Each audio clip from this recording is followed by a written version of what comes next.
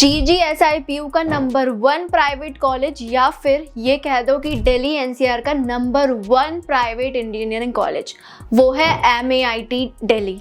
तो क्या MAIT दिल्ली सच में नंबर 1 प्राइवेट इंजीनियरिंग कॉलेज बोलना एग्जिस्ट करता है या नहीं करता? और देखा जाए तो इसका जो NIRF डेटा के अकॉर्डिंग इसका median package 6 lakh per annum का है। तो क्या ये एक्चुअल में फैक्ट है ये कहना कि number 1 private engineering college Delhi का माना जाएगा MAIT? किस हद तक ये बात सच है आज हम डिस्कस करेंगे इस वीडियो में। बाकी चैनल पर नए हो तो सब्सक्राइब करके रखो क्योंकि ऐसे मज़ेदार वीडियोस विद इंफॉर्मेशन मैं आप लोगों के लिए लाती रहती हूँ। तो चलिए करते हैं वीडियो को स्टार्ट।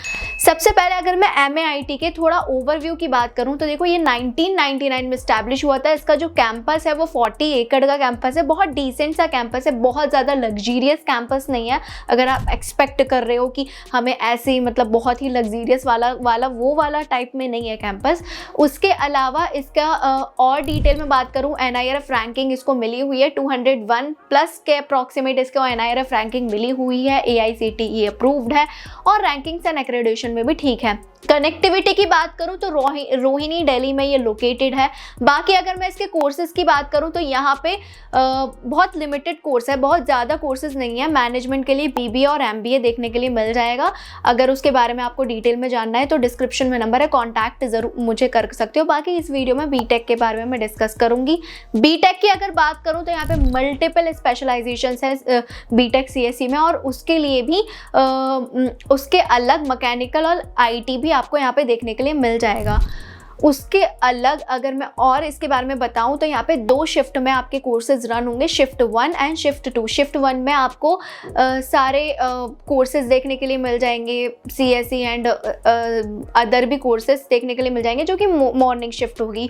और जो शिफ्ट 2 में होगा वो आपका सारे CSE के ब्रांचेस देखने के लिए मिल जाएंगे। इनटेक की बात करूँ तो यहाँ पे इनटेक काफ़ी अच्छा, मतलब हद से ज़्यादा इनटेक यहाँ पे देखने के लिए मिला है, जो कि एक हम नेगेटिव पॉइंट में भी कंसिडर कर सकते हैं, जो कि मैं आगे डिस्कस करूंगी। फिलहाल यहाँ पे 2 शिफ्ट में कोर्सेज रन होंगे और अगर मैं इनके थोड़ा कट ऑफ्स की बात करूं तो जो कट ऑफ इस बार की गई है, अगर आपकी अंडर 1 लाख आई होगी, अगर आप दिल्ली से होगे तो आपको इजीली CSE मिल जाएगी। अगर दिल्ली आउटसाइडर होगे तो 60,000 तक आपको CSE यहाँ पे देखने के लिए मिल जाएगी। अब अगर मैं और इसके स्पेशलाइजेशंस की बात करूँ, देखो मैं एक चीज़ और क्लियर कर देती हूँ। स्पेशलाइजेशन की बात जब निकली है तो ये चीज़ भी माइंड में रखना, आप कोई सा भी कॉलेज देख रहे हो, दिल्ली NCR का हो, बैंगलोर का हो, पुणे का हो, कहीं का भी कॉलेज हो, आप पहले रिसर्च करो वो पर्टिकुलर कॉलेज हर साल किस स्पेशलाइजेशन में सबसे ज़्यादा प्लेसमेंट्स निकालता है।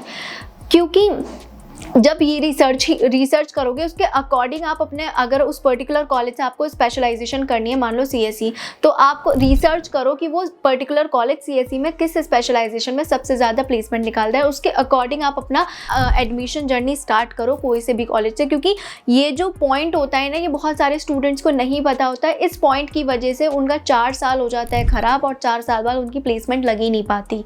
तो अगर आपको इस चीज़ में कोई हेल्प चाहिए, वैसे तो दिल्ली NCR का तो हर कॉलेज के बारे में मैं जानती हूँ, कौन सा पर्टिकुलर कॉलेज किस स्पेशलाइजेशन के लिए फेमस है, आप मुझे मैसेज कर देना, मैं आपको नंबर ऑफ लिस्ट प्रोवाइड कर दूँगी। या फिर आप मुझे मैसेज पे पर्सनली बता सकते हो कि दीदी मैं इस कॉलेज को टारगेट कर रहा हूँ, ये कॉलेज किस स्पेशलाइजेशन के लिए फेमस है, मैं आपको बता दूँगी, गाइड कर दूँगी। तो ये हो गई स्पेशलाइजेशन की बात ख़त्म। अब अगर मैं थोड़ा इसका फ़ीस के डिस्कस कर लूँ तो जो यहाँ की जो फ़ीस है, हम कह सकते हैं GGSIPU का थोड़ा एक्सपेंसिव कॉलेज ये माना जाता है, क्योंकि जो इसकी फ़ीस देखने के लिए मिली है वो 1,80,000 पर ईयर एकेडमिक की फ़ीस है, जो कि apart from hostels and all है। लेकिन जो हॉस्टल्स की फ़ीस है वो तो देख के आपका किडनी बेच दोगी, इतने एक्सपेंसिव जो है फीस, काफ़ी एक्सपेंसिव है। अगर मैं बात करूँ इसके इन कैंपस AC रूम्स की तो आपको लगभग पड़ जाएगा वो 2,70,000 अगर आप सिंगल शेयरिंग ले रहे हो, और अगर आप डबल शेयरिंग AC रूम्स ले रहे हो तो 2,20,000 देखने के लिए मिल जाएगा। वहीं अगर मैं इसके नॉन AC रूम्स की बात करूं तो नॉन AC रूम्स भी यहाँ पर 1,76,000 से 2,20,000 तक देखने के लिए मिला है, बेस्ड ऑन कि आप कौन सा सीटर ले रहे हो, कौन सा शेयरिंग ले रहे हो। उसके अलावा हॉस्टल्स में भी काफ़ी फैसिलिटीज़ यहाँ अवेलेबल है, मेस एंड डाइनिंग, जो कि मैं हॉस्टल वाले पार्ट में डिस्कस करूँगी। फिलहाल यहाँ पे फ़ीस आपको आई होप क्लियर हो गया होगा। फ़ीस के अलावा यहाँ पे बहुत सारे स्कॉलरशिप्स भी अवेलेबल हैं। आप एक बार मुझे मैसेज करके पूछ लेना कि दीदी कौन कौन सी स्कॉलरशिप्स अवेलेबल हैं, हम अप्लाई कर रहे हैं, तो मैं आपको बता दूंगी, गाइड कर दूंगी। अब बात कर लेते हैं इसके थोड़ा एडमिशन प्रोसेस के बारे में। अगर मैं इसके एडमिशन प्रोसेस के बारे में डिस्कस करूं तो मेनली आप दो तरीके से यहाँ पे एडमिशन ले सकते हो। एक तो जेईई मेंस के थ्रू, दूसरा मैनेजमेंट कोटा के थ्रू। अब जेईई मेंस के थ्रू आपका जो भी रैंक जो भी आया होगा उसमें आपको GGSIPU काउंसलिंग में पार्टिसिपेट ही करना पड़ेगा, तभी आपको ये कॉलेज मिलेगा, अलॉट होगा। आपके रैंक के बेसिस पर आपको सीट्स अलॉट होंगी। आप चॉइस फिल करोगे अगर इसका, तो उसके रैंक के बेसिस पर सीट अलॉट होगी, देन आपको ये कॉलेज मिलेगा। उसके अकॉर्डिंग आपको स्पेशलाइजेशन अलॉट होगी। दूसरा होगा मैनेजमेंट कोटा के थ्रू। अगर मैं मैनेजमेंट कोटा के थ्रू बात करूं तो यहाँ पे 10% सीट्स रिजर्व्ड होती है मैनेजमेंट कोटा के थ्रू। बट एक चीज़ माइंड में क्लियर रखना, अगर आप डायरेक्टली कॉलेज के पास जाओगे ना कि हमारी जेईई मेंस में अच्छी नहीं आई है, 12th में अच्छी नहीं आई है और हमने ऐसे ऐसे करके अच्छा नहीं आया था या नहीं दिया था, इस रीज़न की वजह से GGSIPU काउंसलिंग में पार्टिसिपेट नहीं करा, मुझे मैनेजमेंट कोटा से लेना है, तो वो डायरेक्टली डिनाई कर देंगे, नहीं देंगे। वो थर्ड पार्टी के थ्रू जाना होता है। एंड थर्ड पार्टी के थ्रू बहुत सारे स्कैम्स भी हो जाते हैं बहुत बार, क्योंकि आपको पता ही नहीं होता कि एक्चुअल में कराते हैं मैनेजमेंट कोटा के थ्रू, नहीं कराते हैं। तो ये मैं सिर्फ आपको अवेयर करने के लिए बता रही हूँ कि किसी के भी थ्रू जा रहे हो, एक बार अच्छे से वेरीफाई कर लेना। अगर कोई इंसान आपसे ये बोल रहा है हम कम पैसे देकर आपका इजीली करा देंगे, वो एक्चुअल में फ्रॉड ही कर रहा है आपके साथ, क्योंकि कम डोनेशन के साथ डायरेक्टली मैनेजमेंट कोटा से आपको सीट नहीं मिलती है, पैसा ज़्यादा जाता ही है।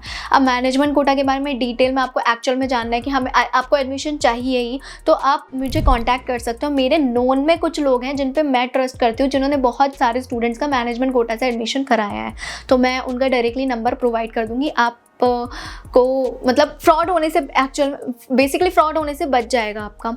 तो ये हो गई एडमिशन प्रोसेस की बात। थोड़ा एलिजिबिलिटी क्राइटेरिया में बता देती हूँ।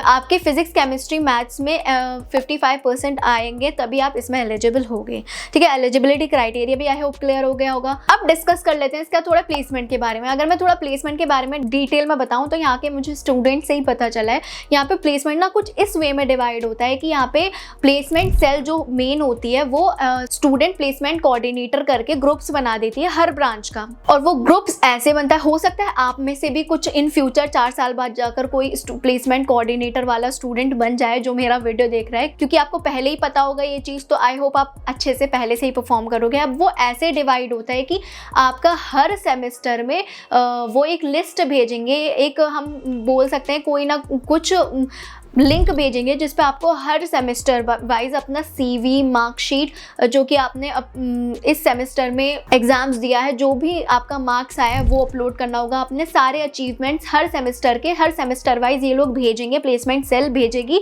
एंड आपको उसके अकॉर्डिंग अपना फिल करना होगा आपके जो भी अचीवमेंट्स हैं, चाहे वो इवेंट्स में करा हो, चाहे फेस्ट में करा हो, चाहे आपने अपने अकेडमिकली मार्क्स एंड ऑल जिसमें भी आपका अचीवमेंट रहा होगा वो आपको उस पर्टिकुलर लिंक में फिल करना होगा। उसके अकॉर्डिंग वो वेरीफाई करेंगे कि वो किसको स्टूडेंट कोऑर्डिनेटर प्लेसमेंट का बनाए। वो हर ब्रांच वाइज होगा, CSE का अलग होगा, AIML का अलग होगा, मैकेनिकल का अलग होगा, एंड उसके अकॉर्डिंग ही और ऐसा नहीं है कि आपको तुरंत बना देंगे, वो 7th सेमेस्टर में ये स्टूडेंट कोऑर्डिनेटर बनते हैं। देन काफ़ी हेल्पफुल रहता है स्टूडेंट्स कोऑर्डिनेटर के लिए, क्योंकि बहुत बार ऐसा होता है कि कंपनीज जब आती है कुछ लिमिटेड लोगों की रिक्वायरमेंट होती है और सबसे पहले स्टूडेंट प्लेसमेंट कोऑर्डिनेटर को ही पता होता है वो चीज़, तो वो बहुत हेल्प करता है। हो सकता है उनमें से कोई इंसान हो जिनको अच्छी प्लेसमेंट मिल जाए, ये बहुत बार हेल्प करता है। अगर आप यहाँ पे एडमिशन ले रहे हो तो ये चीज़ आपको पहले से पता होना चाहिए। मेरी वीडियो देख ली तो आपको पता ही लग गई होगी।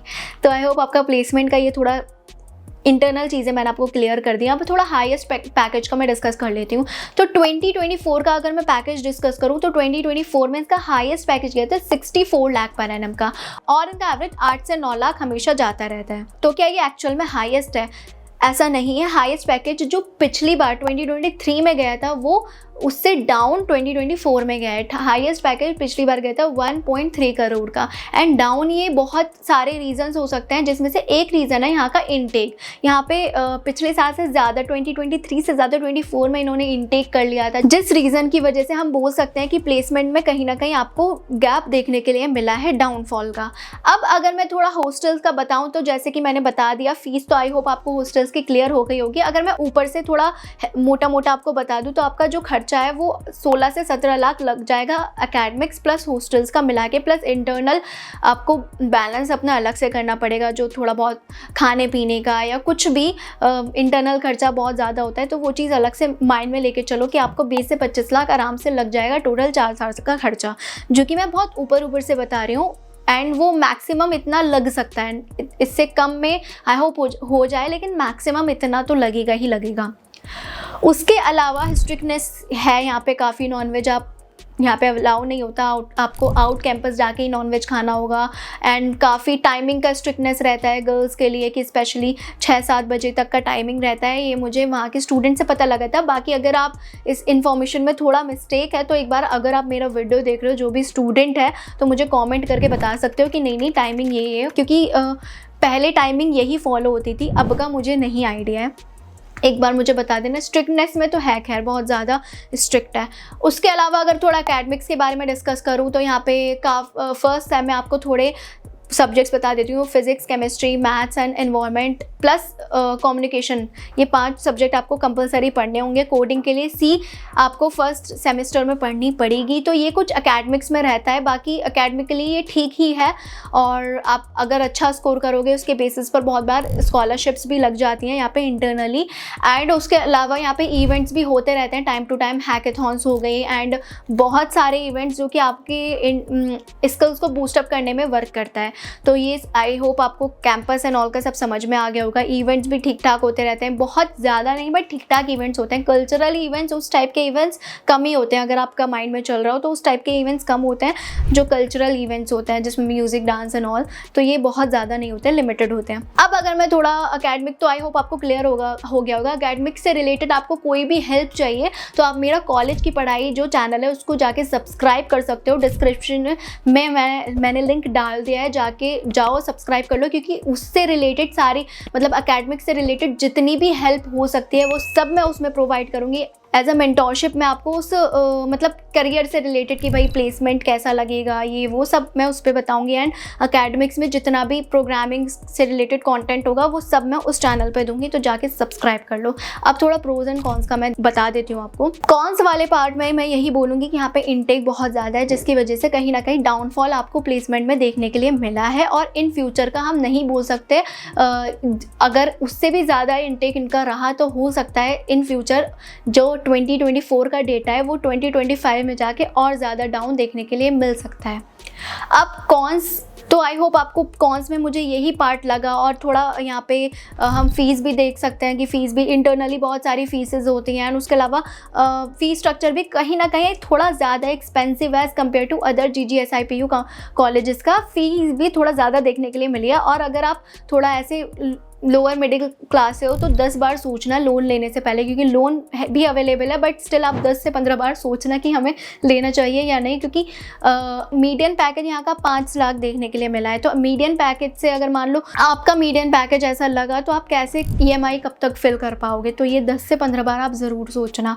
बाकी ये तो कॉन्स वाले पार्ट में आई होप आप क्लियर हो गया होगा। अब प्रोज का थोड़ा डिस्कस करूँ तो यहाँ पे बहुत सारे प्रोज अच्छे बातें भी हैं, जैसे कि यहाँ पे हैकेथॉन्स होती रहती हैं, बहुत सारे इवेंट्स होते रहते हैं जो कि आपका कहीं ना कहीं स्किल्स को बूस्ट अप करता है। एंड बहुत सारे स्टार्टअप कल्चर भी है, प्लेसमेंट के लिए ये ऐसी चीज़ें डिज़ाइन कर देते हैं जिससे इजीली बहुत सारे स्टूडेंट्स की प्लेसमेंट लग पाती है। तो यही था प्रोज एंड कॉन्स। बाकी मेरा ओपिनियन यही था कि अगर आप GGSIPU कॉलेज में कहीं ना कहीं एडमिशन लेने का सोच रहे हो तो आप पहले देख लो अपना बजट के अकॉर्डिंग आप कॉलेज शॉर्टलिस्ट करना। बाकी अदर कॉलेजेस भी हैं ग्रेटर नोएडा में, स्पेशली जैसे GL बजाज हो गया, ये सारे कॉलेजेस हैं, पहले उनको भी आप लिस्ट पर रख सकते हो अदर कॉलेजेस काउंसलिंग्स में पार्टिसिपेट कर।